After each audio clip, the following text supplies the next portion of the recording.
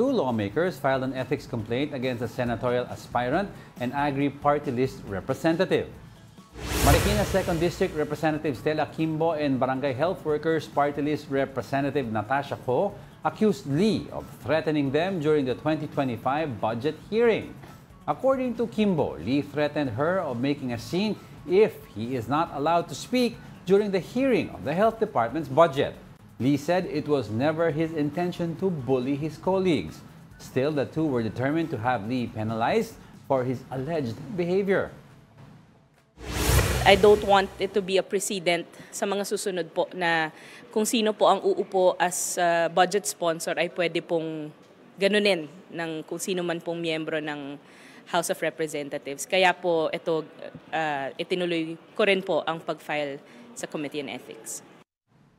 Ito nga recently, Naalala mo ba yun? Yung phone mic grabbing incident dun sa... Yeah, oo. And I remember also this last 3 to 4 months is the most heated time sa Congress, sa lower house na nakita ko, di ba? We also have yung away yung nangyari sa yung kay Stella Kimbo and Congressman Stella Kimbo and yung si Akop ba yun? Yung nagsigaw. Yung basta sa budget hearing. Budget hearing budget din yun. Nagsigawan sila. And kasama si Congressman Marcoleta. Marcoleta, sorry. Tapos yun nga. Sa Senate.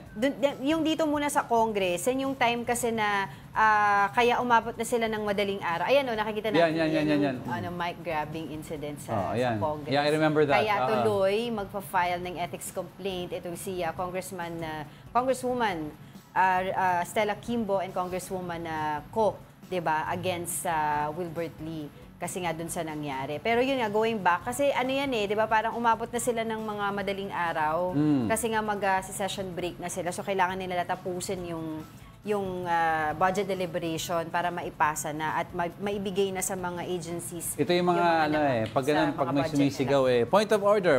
Yes. Oo. So, itong si Congresswoman Ko, she previously asked the House leadership daw to cancel Lee's Foreign Travel Authority in the coming months. Kasama po daw yan dun sa disciplinary actions na hinihingi nila. Kaya nga sila nag-file ng ethics complaint. Pero on the other hand naman, kay Congressman Wilbert Lee, alam ko nag-apologize naman siya Dala daw siya dun sa kanyang advocacy tungkol. Kasi yung sa Health Department yung sinasabi niya, di ba, yung issue na yan.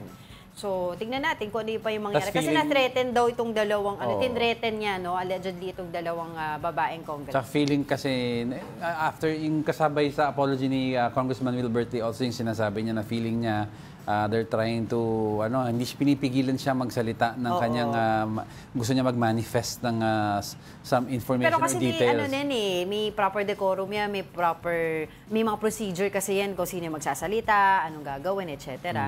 Kaya hindi po pwede yung ganyan na, dahil may gusto ka, you're very passionate about something, you just grab the mic. Yung lang kasi, naging history, naging kasi yung ginagawa nila sa Congress, madalas pag railroad nila isang batas o isang hearing, ay hindi nila papasalitain yung minority. Diba? Minsan sinashutdown nila. So siguro ito si Congressman Wilbert Lee, nadala na lang sa init ng ulo pero you also had si Senator Mig Zubiri, remember?